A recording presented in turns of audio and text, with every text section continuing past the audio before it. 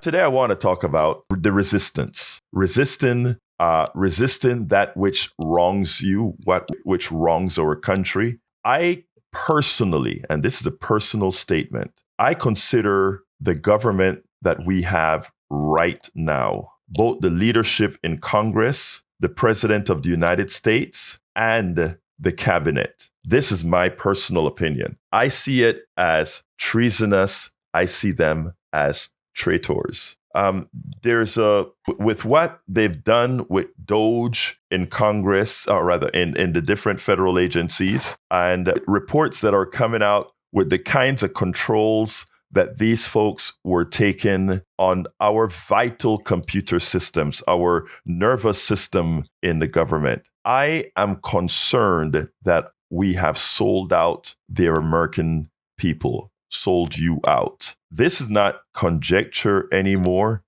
Yesterday on Maddo, and it's still what is really behooving me is that even as much of this information is coming out, our mainstream media refuses to cover it, even as they cover peripheral issues and issues that are easily debunked, or even as they give Donald Trump the space and the airtime to lie to you. We'll go over that a little bit later. But Rachel Maddow had a piece yesterday where one of the guys that run the computer analysts, the internet analysts at one of these agencies, they kept on monitoring the systems because the DOGE people came in. They created administrative accounts. These accounts, they tried to make it that it could not be monitored, meaning that whenever you open an account in a computer system, a computer network, a lot of these accounts have what's known as tracebacks, or they allow you to monitor things that have happened. These accounts were created and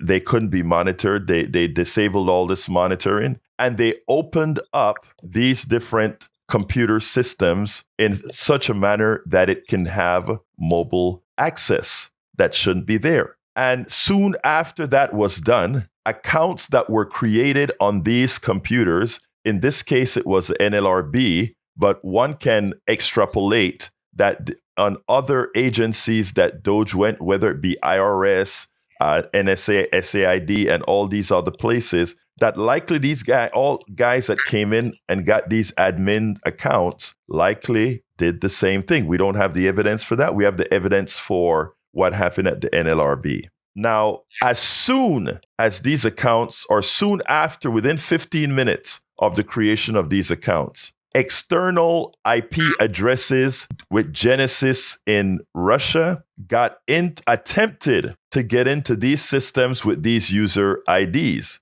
Now, the DOGE people, what evidently they didn't know is that within the core of the NLRB system, it prevents IPs from certain locales, in this case, Russia. Even if they have access to log in, the data cannot go out to those IPs. So in that particular login sequence of events that occurred, they didn't get in. But it occurred immediately after DOGE created those accounts, according to the report from the analyst that worked at the NLRB that appeared with his lawyer and the whistleblower affidavit on Rachel Maddow last night.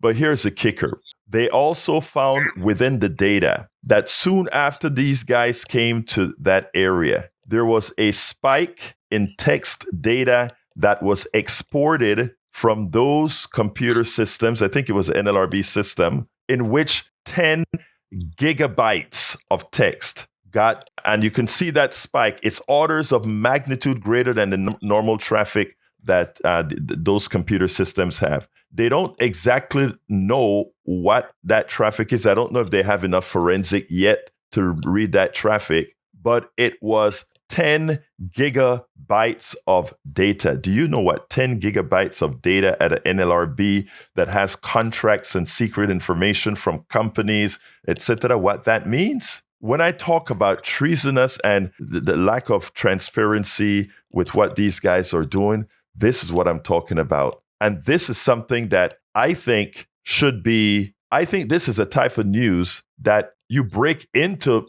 normal programming and say, look at what have been found. We have these people that come to claim they're going to make federal government more efficient, and somehow data starts leaving the federal government in the realm of gigabytes. This is I know to a lot of people this is sort of over the here the technical part is, but the actuality isn't that your government, who has all your data, and people come in with admin passwords and make it possible for all that data to go out. Do you understand what can be done with that? Let me just say, personally, a person who lives online like myself, I live my life as if my data is stolen. I live my life that way, but most people don't. And a lot of people believe in the sanctity and security of the IRS having your data, the Social Security Office having your data, the SSI, the Medicare have your data, etc. Do you know what can be done with that data in the hands of other people, not only for selling your data, but also for monitoring, for creating shenanigans that stops your Social Security check from coming in?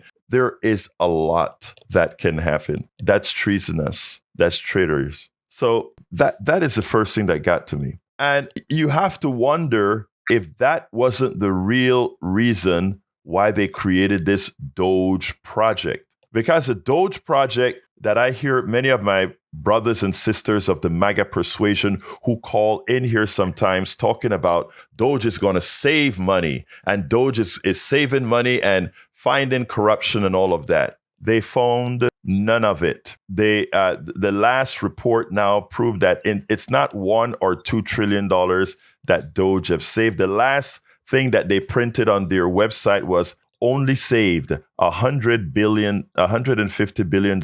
And when the New York Times and the others went through the data, even that $150 billion was suspect. And much of that came from not finding waste and fraud, but simply cutting programs that from the NIH and healthcare, etc., research, etc.